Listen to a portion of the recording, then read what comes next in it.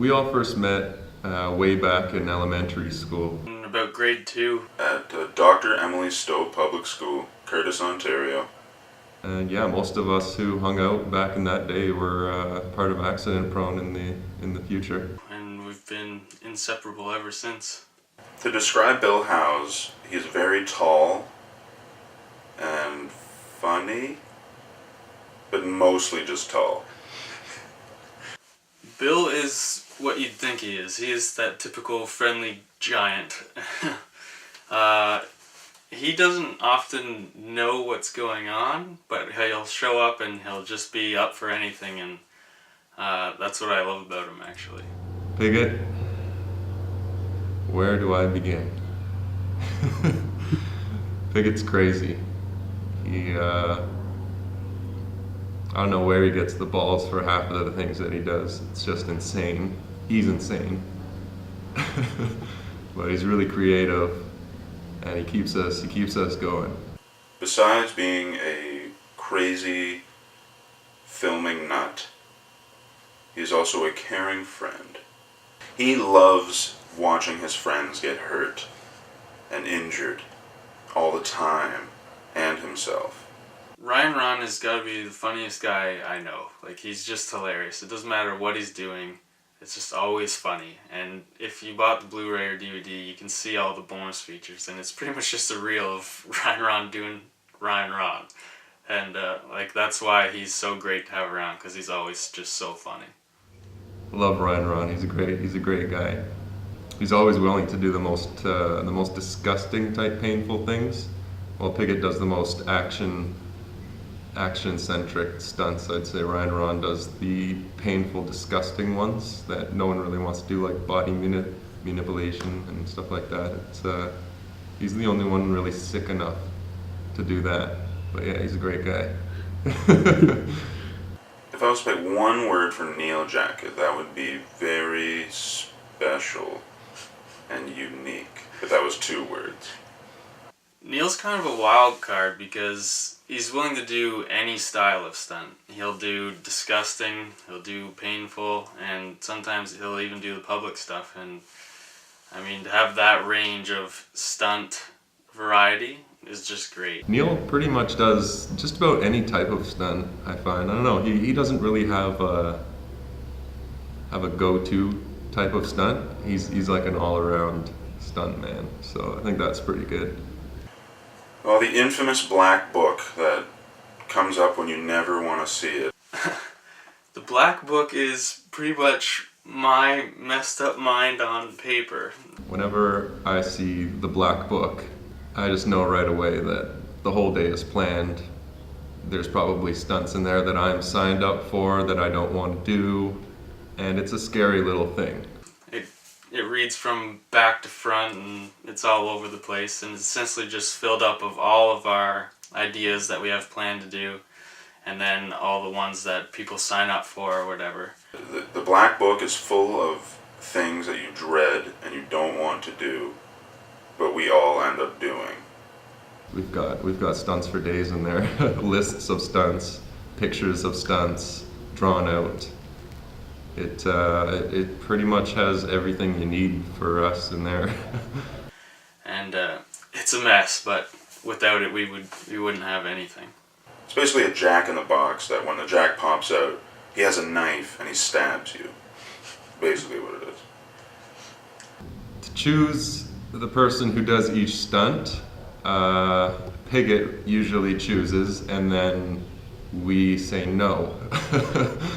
The guys will disagree with me on this, but I do tell them the stunt, and then they'll say if they want to do it or not, but they say that I just write their name down, which isn't true, but whatever, I'll take it. Or we'll just go through and look at the stunts and sign your name beside the different stunts inside the black book, whatever you feel like you want to do, and then Piggott will fill in your names for you for the rest of it.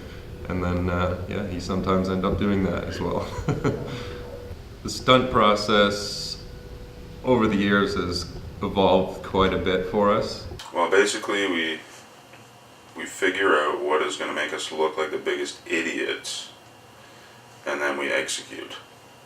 as we took in more cameras and had more complex ideas and themes and such, it really has evolved over the years to a lot more of a planning process than it was before, where we just take a camera outside and do whatever with one camera angle. I would say a lot goes into the stunt process, whether it's prep or props. We always have a bunch of things going on, and even if something seems low scale, there was a lot of setup prior to getting it even to that point, so there is quite a bit in setup.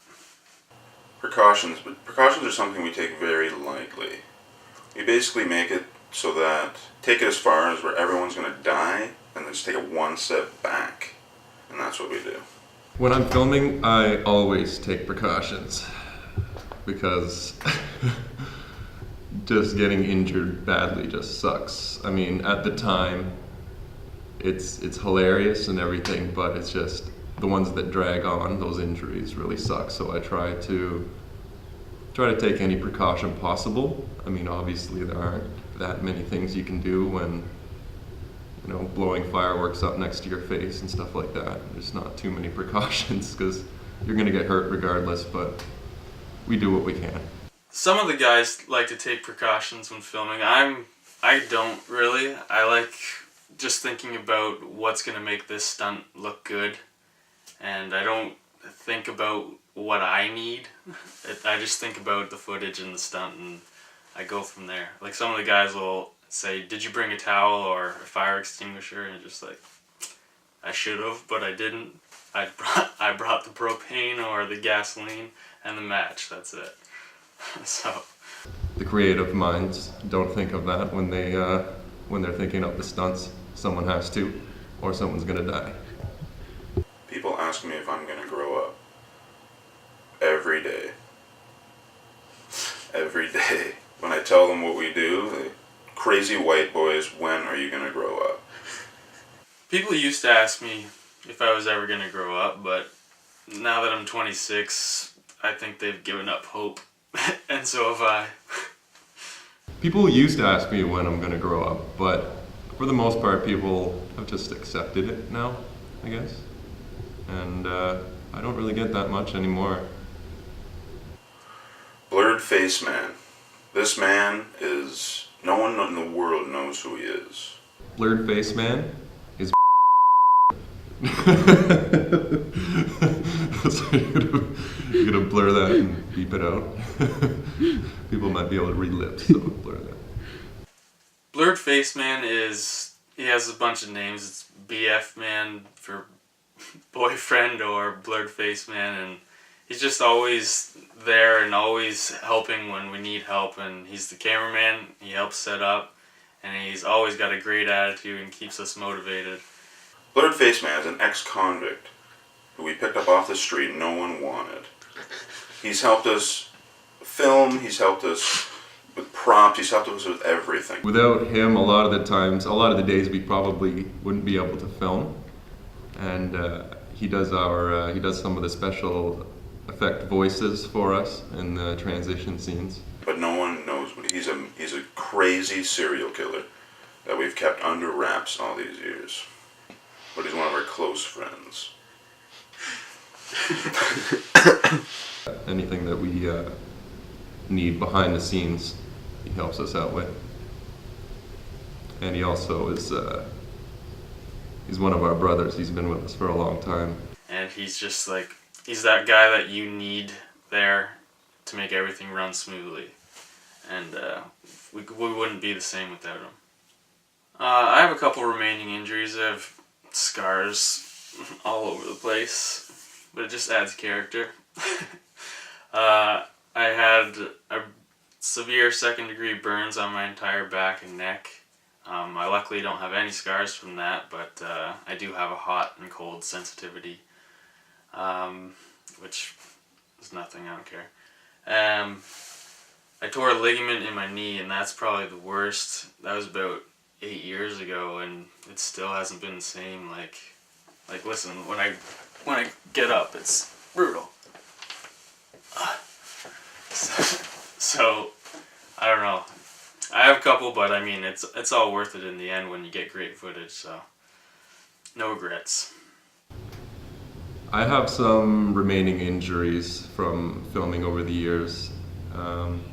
One of the most recent ones and the bigger ones is the dent that I now have on my leg because of the workout stress bar to the shin. That split my leg and left a good dent in there. Never really got it stitched up, so it's a pretty cool scar. Injuries? Not, well, I am missing a chunk out of this finger.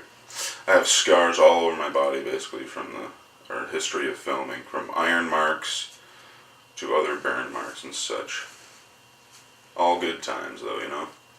I think one of my favorite stunts of this season is when we put the inflatable tire tube around Neil's neck, because everybody was really sketched out about it. We had no idea what was going to happen. That's why we let Neil do everything in case he died, so we wouldn't get the blame for it. But yeah, there's just like so much anxiety and build up before it actually pops, and then when it blew, it was just crazy. Like, I don't know if I would have been able to do that one, but I'm glad Neil did. My favorite stunt of the season would have to be when Piggott and I sat in that box and had the 50 fireworks shooting off beside us and all around us, and we were pretty much strapped in there. It was really funny at the time, and watching it as well, it's just hilarious. It's just visually, it's a really cool looking stunt. So I think that turned out really, really well. It's probably my favorite and my least favorite. My least favorite because being sprayed with bear mace is one of the worst things you could possibly ever experience in your life. But it's also awesome because you get all the attention in the world. Everyone loves you. But I'll never do it again. It was awful. Ryan Rawn's bear mace was pretty intense. I don't think we were quite as prepared as we wanted to be. All we brought was one water bottle and a thing of saline solution, and that ran out pretty quick. As you can tell from the footage, like he was in a world of hurt at that point. But the great thing about that is I've always pictured Ryan as like my teddy bear. So to see him in a teddy bear costume, like, it was a dream come true. There was a bunch more footage, and he actually was in the shower for 3 hours trying to just rinse his eyes out, and I had to stand beside him pouring a bag of milk over his eyes just to give him some relief. And if we weren't bros before, we definitely became bros that day. Yeah, well, the stunt where me and Piggott had a hot dog, the same hot dog in our mouths at either end, and was cut by the sword, that stunt was pretty awkward. I wanted to get it over with really quickly, not to mention how incredibly scary it was to have a sword come very close to you and possibly almost cut my chin off, because it did nick my chin. Luckily, no injury, but very close, and that was terrifying and extremely gay and awkward. Excuse me, had something in my throat.